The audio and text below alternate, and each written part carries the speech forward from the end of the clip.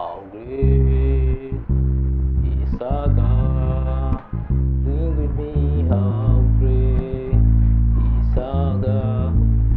Go sing how great is our God. Good day, ladies and gentlemen. My name is Jerry Jaja, and I'm here to talk about the 6th on the 5th by Baris Harris. Baris Harris is an amazing, legendary pianist that I've come across his video online. So he taught on this 6th on the 5th, and I learned it. As a bass player, I think it's very, very applicable, and it could help you to create nice feel on the bass. I'm going to use the key of C to exemplify, as everybody's familiar with key of C. So on the key of C, they are chord. Normally pianists, they hold chord with 2 hands, right? So your left hand have your C up there, down here, and your right hand will hold the combination of the C chord, and the C7 chord consists of C, E, G, and B. C, E, G, and B, right? Instead of playing the normal combination, and so he said you trace your 5th, and your 5th in this case on the key of C is G. This is our G. But now the chord that you will construct on top of this G to accompany your C won't be a G major 7. It's going to be a G major 6, which is your G6, right? And your G6 will consist of G, B, D, and E, right? So if you study this chord now, G, B, D, and E, you realize that most of the notes there, they are still within the confines of key C. The G itself, which is the root, is actually the 5th of C. And then the B itself, which is the 3rd of the G, is actually the 7th of C. C, D, E, F, G, A, B, 1, 2, 3, 4, 5, 6, 7. So this one is the 3rd of G, but it is the 7th of C. So you see, it's still within the scale of G. And then the 5th of G, which is D, which is the 5th of the 5th. The 5th of G, yeah, the 5th of the 5th. So the D here, which is the 5th of G, it also happens to be the 9th of C. 1, 2, 3, 4, 5, 6, 7, 8, 9, which is also the 2, of course, which is D. And then the 6th, it happens to be the 3rd of C. So you have C, D, E, F, G, A, B, C, D, E, which is 3rd. You can say the 3rd or the 10th, whichever one works for you. For this lecture, let's say the 3rd. So you can see that most of the chord combination itself is still within the confines of the key C. So holding key C, and then G6, you see there is very little difference. I have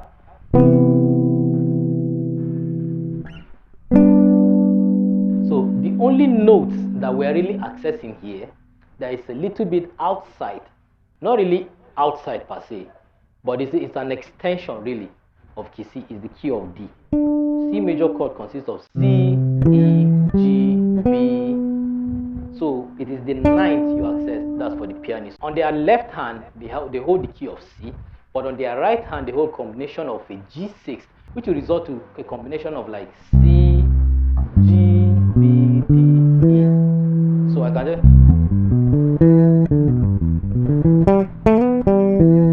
you can use that for improvisation, but improvisation is not what I intend to teach in this one, what I intend to share.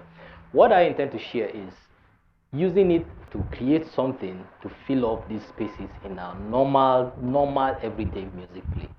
Okay, instead of scoring lick, you can create it instantaneously on stage, or you can use it to create it in your rehearsals and apply them. So what am I saying? On a normal song like how great is our God, sing with me how great is our God, go we sing now. So you see, this is a 4. You are on Fa. A Fa is a major chord in the key of C. So what we do as bass players, we play chords, but we don't really strike chords at the same time. What we do is we can say we arpeggiate them sometimes. What am I saying is, a guitarist might play, but a bassist play. We are playing the same chords.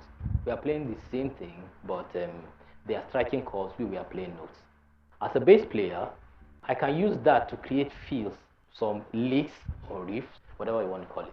So on this one, this is a major chord, this is a major chord, do mi so si, fa la do mi, so di re fa, the seventh chord, do mi so si. So I'll restrict myself to the major chords for now. Okay, this song I'm gonna play now, when we hit the notes fa, I will create a lick, sixth on the fifth of this major scale of this F. What am I saying? So on the key of C, do is the fa. So what's the fifth of this fa? The fifth of this fa is actually the root C. So on this C, the combination of the C6,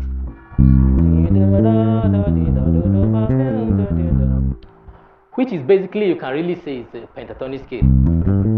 Yeah, it's pentatonic scale, but that's not what I'm viewing it here, right here as. So, and I want you to be patient with me, okay? So, how great is our God? Sing with me, how great is our God?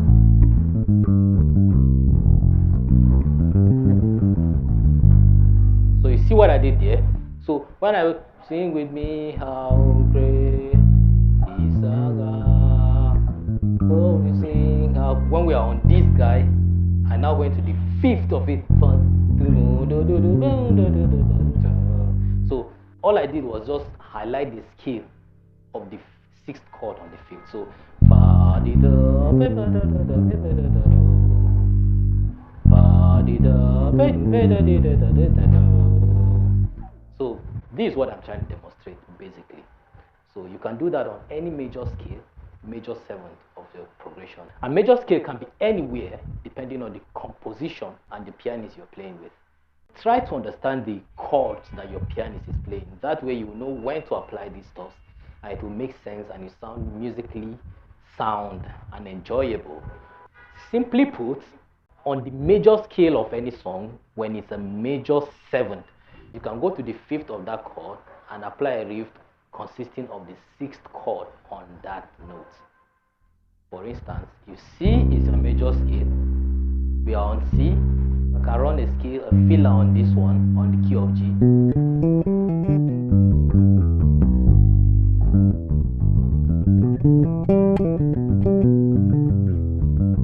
Okay, let me try to create something on top of 1, not 4 this time around. So, how great is our God? Sing with me, how great is our God? Oh, we sing, how great is our God? How great is our God? Sing with me, how great is our God? Oh, we sing, how great is our God?